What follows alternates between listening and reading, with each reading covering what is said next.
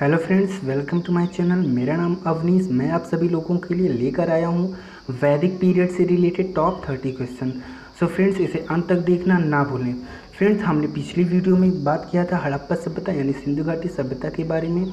अगर आप लोगों ने उस वीडियो को नहीं देखा है तो उसे ज़रूर देखिए, वो आपके लिए और सभी कॉम्पिटिटिव एग्जाम्स के लिए बहुत ही यूज़फुल होने वाला है। सो फ्रेंड्स, उसे ज़रूर देखिएगा। फ्रेंड्स, आज हम बात करने वाले हैं वैदिक पीरियड से रिलेटेड टॉप 30 क्वेश्चन और सारे फैक्ट्स को। फ्रेंड्स, हाँ, सबसे पहले ये बात ये आती है कि वैदिक पीरियड की वैदिक पीरियड शुरुआत कहाँ से होती है। तो फ्रेंड्स, हड़प्पा सभ्यता यानी सिंधु घाटी सभ्यता की समाप्ति के पश्चात प्राचीन भारत में एक नई सभ्यता का जन्म हुआ, जिसकी संपूर्ण जानकारी वेदों से मिलती है। इस कारण इसे वैदिक सभ्यता या फिर वैदिक काल कहे जाते हैं। इस सभ्यता के जनक आर्य लोग थे। इसी काल में वेदों तथा अन्य ग्रंथों की रचना की गई थी। अन्य ग्रंथों में जैसे महापुराण, उपनिषद, इस तरीके के सारी ग्रंथों की रचना इसी काल में की गई थी। फ्रेंड्स, वैदिक काल को दो भागों में बांटा गया है। पहला पूर्व वैदिक काल और दूसरा उत्तर वैदिक काल। फ्रेंड्स, जो पूर्व वैदिक काल है उसको हम ऋग वैदिक काल भी बोलते हैं। आज हम आप लोगों को इस वीडियो में पूर्व वैदिक काल से रिलेटेड सारे फैक्ट्स को कवर करेंगे। फ्रेंड्स, पूर्व वैदिक काल, पूर्व वैदिक काल, पूर्व वैदिक काल, इसे हम ऋग वैदिक काल भी कहते हैं। पूर्व वैदिक काल को हम ऋग वैदिक काल भी कहते हैं। पूर्व वैदिक काल को हम ऋग वैदिक काल भी कहते हैं। फ्रेंड्स, जो ऋग वैदिक काल यानी पूर्व वैदिक काल है उसका जो सन था वो सन है 1500 से 1000 BC। और जो उत्तर वैदिक काल है उसका जो सन है 1000 से 600 BC। यानी पूर्व वैदिक काल का जो समय काल था वो 1500 से 1000 BC और जो उत्तर वैदिक काल का जो समय काल था वो था हमारा 1000 से 600 BC। फ्रेंड्स, इसे ज़रूर याद रखिए क्योंकि ये कई बार एग्ज़ाम में पूछ लिया जाता है। अच्छा, अगर हम बात करते हैं वेद का मतलब क्या होता है दोस्तों? वेद जो है, वेद शब्द संस्कृत के विद धातु से लिया गया है। वेद शब्द जो है वो संस्कृत के विद धातु से लिया गया है, जिसका अर्थ होता है फ्रेंड्स ज्ञान। वेद का अर्थ होता है ज्ञान। ये बात याद रखिएगा दोस्तों। चलिए हम अपने क्वेश्चंस की तरफ बढ़ते हैं। तो पहला क्वेश्चन है दोस्तों, आर्य शब्द का अर्थ है। आर्य शब्द का अर्थ पहला है श्रेष्ठ या कुलीन, ज्ञानी, पुरोहित, वीर या योद्धा। तो इसका सही आंसर हो जाता है दोस्तों श्रेष्ठ या कुलीन। अगला क्वेश्चन है, आर्य भारत कब आए? 1000 से 1500 BC, 1500 से 1000 BC, 1000 से 600 BC, इनमें से कोई नहीं, none of these. So friends, इसका सही आंसर हो जाता है हमारा 1500 से 1000 BC। हमने अभी बात बताया कि पूर्व वैदिक काल यानी ऋग वैदिक काल जो है उसका समय काल 1500 से 1000 BC था। यही समय काल में आर्य लोग भारत आए थे। अगला क्वेश्चन है, वैदिक आर्यों का प्रमुख भोजन क्या था? फल और सब्जी, दूध और मांस, दूध और इसके उत्पाद, चावल और दाल। सो फ्रेंड्स, इसका सही आंसर हो जाता है दूध और इसके उत्पाद। दूध और इसके उत्पाद में जैसे दही हो गया, घी हो गया, इस तरीके की चीज़ें का सेवन ये लोग करते थे। अगला क्वेश्चन है फ्रेंड्स, आर्य लोग भारत कहाँ से आए थे? मध्य Asia, Australia, Nepal, Kazakhstan. So friends, इसका सही आंसर हो जाता है मध्य एशिया से आए थे।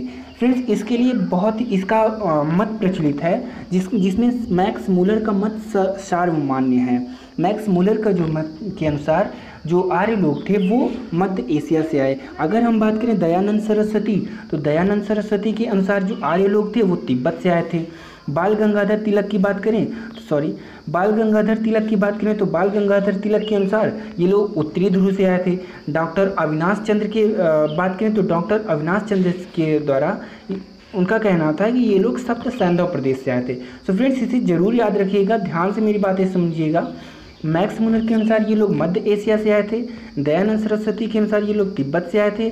बाल गंगाधर तिलक के अनुसार ये लोग उत्तरी ध्रुव से आए थे। और डॉक्टर अविनाश चंद्र के अनुसार ये लोग सप्त सैंधव प्रदेश से आए थे। अगला क्वेश्चन है फ्रेंड्स, आर्य भारत में किस रूप में आए थे? अप्रवासी, शरणार्थी, आक्रमणकारी, सौदागर तथा खानाबदोश। सो फ्रेंड्स, इसका सही आंसर हो जाता है हमारा आक्रमणकारी के रूप में। अगला क्वेश्चन है, आर्यों द्वारा खोजी गई धातु थी। तो आर्यों द्वारा जो खोजी गई धातु थी वो है हमारा लोहा। अगला क्वेश्चन है, वैदिक युग के लोगों द्वारा सर्वप्रथम किस धातु का प्रयोग किया गया था? तांबा, चांदी, सोना, लोहा। दोस्तों इसका सही आंसर हो जाता है तांबा। यानी वैदिक युग के लोगों द्वारा सबसे पहले जो धातु का प्रयोग किया गया था वो है हमारा तांबा। अगला क्वेश्चन है, वेद शब्द का क्या अर्थ है? बुद्धिमत्ता, ज्ञान, कुशलता, शक्ति। तो वेद का अभी हमने बताया फ्रेंड्स कि वेद जो है संस्कृत के विद धातु से लिया गया है, जिसका मतलब क्या होता है? ज्ञान। अगला क्वेश्चन है, आर्यों को एक जाति कहने वाला पहला यूरोपियन कौन था? Max Muller, general Cunningham, H Wilson, इनमें से कोई नहीं। क्वेश्चन क्या है, ध्यान से समझिएगा। आर्यों को एक जाति कहने वाला पहला यूरोपियन कौन था? Max Muller, general Cunningham, H Wilson, इनमें से कोई नहीं। तो जो एक जाति कहने वाला पहला यूरोपियन था वो है हमारा मैक्स मूलर। कौन है? Max Muller. ठीक है। अगला क्वेश्चन है फ्रेंड्स, आर्यन जनजाति की प्राचीनतम बस्ती कहाँ है? सप्त सिंधु, दिल्ली, बंगाल, उत्तर प्रदेश। आर्यन जनजाति की जो प्राचीनतम बस्ती है, अभी हमने बताया था कि जो अविनाश चंद्र हैं, अविनाश चंद्र के अनुसार जो आर्यों की जो प्राचीन बस्ती थी वो कौन सी थी? सप्त सिंधु, यानी सप्त सैंधव प्रदेश। ये बात याद रखिएगा, सप्त सिंधु। अगला क्वेश्चन है, वैदिक आर्यों का मुख्य व्यवसाय क्या था? कृषि, पशुपालन, व्यवसाय, शिक्षा। तो इसका सही आंसर हो जाता है पशुपालन। अगला क्वेश्चन है, गायत्री मंत्र का सर्वप्रथम उल्लेख कहाँ मिलता है? ऋग्वेद में, उपनिषद में, पुराणों में, अथर्ववेद में। तो जो गायत्री मंत्र का सर्वप्रथम उल्लेख है वो दोस्तों ऋग्वेद में मिला है। किस में मिला है? ऋग्वेद में। अच्छा, गायत्री मंत्र का जो उल्लेख है वो किसके लिए किया गया है? तो गायत्री मंत्र का जो उल्लेख है वो सावित्री के लिए किया गया। ये बात याद रखिएगा, पूछ लिया जाता है कि गायत्री मंत्र का उल्लेख किसके लिए किया गया है, तो इसका सही आंसर हो जाता है सावित्री। और गायत्री मंत्र की रचना किसने की है? तो उनका नाम है विश्वामित्र। ये बात याद रखिएगा दोस्तों, गायत्री मंत्र का जो रचयिता हैं उनका नाम है हमारा विश्वामित्र। अगला क्वेश्चन है, मंडल कितनी है? फ्रेंड्स अगर आपको ये वीडियो बहुत पसंद आया तो इसे ज़रूर लाइक कीजिएगा, क्योंकि ये वीडियो बनाने में बहुत ही मेहनत पड़ती है। चलिए, मंडल कितने हैं? क्वेश्चन है कि मंडल कितने हैं? तो 4, 6, 8, 10। तो दोस्तों इसका सही आंसर हो जाता है 10। कितने मंडल हैं? 10 मंडल हैं। अगला क्वेश्चन है, ऋग्वेद के किस मंडल में शूद्र का पहली बार उल्लेख मिलता है? 7वें, 8वें, 9वें और 10वें में। यानी ऋग्वेद के किस मंडल में शूद्र शब्द का पहली बार उल्लेख मिलता है? तो दोस्तों इसका सही आंसर हो जाता है 10वें में।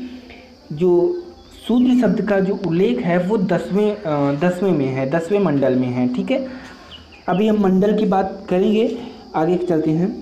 गायत्री मंत्र की रचना किसने की थी? अभी हमने बताया कि गायत्री मंत्र की रचना किसने की थी? विश्वामित्र ने। अगला क्वेश्चन है, ऋग्वेद में कितने सूक्त हैं? 1024, 1028, 1030, 1132। इसका सही आंसर हो जाता है दोस्तों 1028। अगला क्वेश्चन है, पूर्व वैदिक आर्यों का धर्म प्रमुख था? मूर्ति पूजा और यज्ञ, भक्ति, प्रकृति पूजा और भक्ति, प्रकृति पूजा और यज्ञ। तो दोस्तों इसका सही आंसर हो जाता है प्रकृति पूजा और यज्ञ। अगला क्वेश्चन है, किस वेद में जादुई माया और वशीकरण का वर्णन है? यानी जादुई माया और जो वशीकरण की बात की गई है वो हमारे अथर्ववेद में की गई है। ये बात जरूर याद रखिएगा, अथर्ववेद में जादुई माया और वशीकरण का वर्णन किया गया है।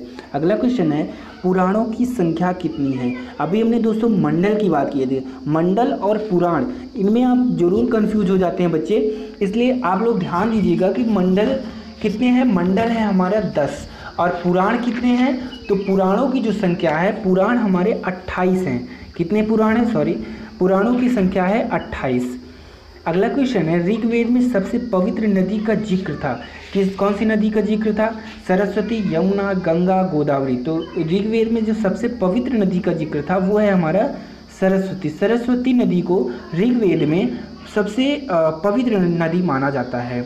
अगर हम बात करें फ्रेंड्स नदियों के नाम के बारे में, क्योंकि कई बार एग्जाम में पूछ लिया जाता है नदियों के नाम, यानी वैदिक काल में जो नदी थे उनका नाम क्या था। जैसे हम अगर बात करें सिंधु के बारे में, सिंधु नदी, तो सिंधु नदी का जो नाम था वो क्या था? सिंधु। झेलम नदी की बात करें अगर हम बात करते हैं झेलम नदी की, तो झेलम नदी का जो नाम था वो क्या था? वितस्ता नाम था। क्या नाम था? झेलम नदी का नाम था वितस्ता। अगर हम बात करते हैं चेनाब नदी का, तो चेनाब नदी का नाम जो था अस्किनी था। कौन सा नाम था? चेनाब नदी का जो नाम था वो था अस्किनी। अगला अगर हम बात करते हैं रावी नदी का, तो रावी नदी का नाम था परुष्णी। परुष्णी नदी को नाम से रावी नदी को जाना जाता था। अगर हम बात करते हैं व्यास नदी की, तो व्यास की नदी का नाम था विपाशा था।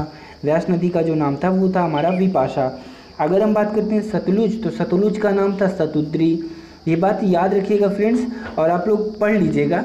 अब ऐसे एक एक करके अगर मैं बताऊंगा तो काफ़ी टाइम लगेगा, और हो सकता है मेरी वीडियो काफ़ी छोटी रहती है। सो फ्रेंड्स इसके लिए आप परेशान मत होइएगा, मैं लॉन्ग वीडियो लाता रहूँगा आप लोगों के लिए। जो जहाँ भी मुझे लगेगा इंपॉर्टेंट वहाँ मैं आपके लिए लॉन्ग वीडियो लेकर जरूर आऊँगा। फ्रेंड्स आगे चलते हैं। अगला क्वेश्चन है, ऋग्वेद में वर्णित देवताओं में सबसे प्रमुख देवता कौन थे? इंद्र, ब्रह्मा, विष्णु और सूर्य। तो ऋग्वेद में जो वर्णित देवता में सबसे प्रमुख देवता थे वो कौन से थे? तो ऋग्वेद में सबसे वर्णित देवताओं में सबसे प्रमुख इंद्र थे। कौन थे? ऋग्वेद में सबसे प्रमुख जो देवता थे वो थे इंद्र। और इंद्र का ऋग्वेद में जो शब्द का यूज किया गया है, इंद्र के लिए पुरंदर शब्द का यूज किया गया। कौन से? इंद्र भगवान के लिए, इंद्र देवता के लिए ऋग्वेद में पुरंदर शब्द का यूज किया गया है। और पुरंदर शब्द का मतलब क्या होता है दोस्तों? कई बार पूछ लिया जाता है कि पुरंदर का मतलब क्या होता है। तो पुरंदर का मतलब होता है किलों को तोड़ने वाला, ठीक है।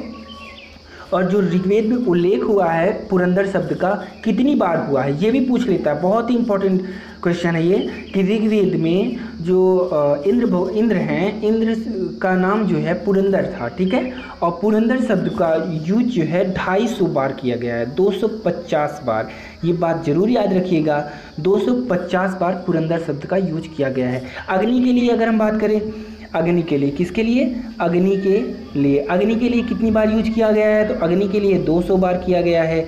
अगर हम बात करें गंगा का, तो गंगा का 1 बार वर्णन है। अगर हम बात करते हैं यमुना का, तो यमुना का 3 बार वर्णन किया गया है। ये बात जरूर याद रखिएगा दोस्तों, मैं बार बार आप लोगों को बता रहा हूँ कि ये बात आप जरूर ध्यान रखिए क्योंकि बहुत ही इंपॉर्टेंट होने वाला है ये क्वेश्चन। अगला क्वेश्चन है, किस देवता के लिए ऋग्वेद में पुरंदर शब्द का प्रयोग हुआ है? अभी हमने बताया कि इंद्र, सूर्य, विष्णु, वरुण। तो पुरंदर शब्द का यूज किसके लिए हुआ है? तो इंद्र के लिए पुरंदर शब्द का यूज हुआ है। अगला क्वेश्चन है, भारतीय संगीत का जनक किसे कहा जाता है? ऋग्वेद, यजुर्वेद, सामवेद, अथर्ववेद। तो भारतीय संगीत का जो जनक है वो हम सामवेद को कहते हैं। ये चीज़ याद ध्यान रखिएगा, सामवेद को भारतीय संगीत का जनक कहा जाता है। अगला क्वेश्चन है, प्राचीन हिंदू विधि का लेखक किसे कहा जाता है? प्राचीन हिंदू विधि का जो लेखक है वो मनु को कहा जाता है। किसको कहा जाता है? प्राचीन हिंदू विधि का जो लेखक है मनु को कहा जाता है।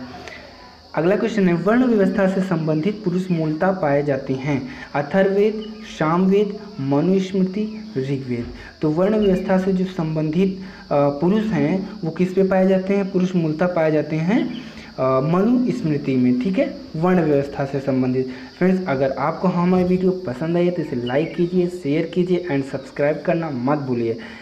फ्रेंड्स मैं इसी तरीके की वीडियो आगे भी लाता रहूँगा और मैं अपनी पूरी कोशिश करूँगा कि आपको अच्छा से अच्छा कंटेंट देने की कोशिश करूँ। तो फ्रेंड्स मिलते हैं नेक्स्ट वीडियो में। Thank you so much.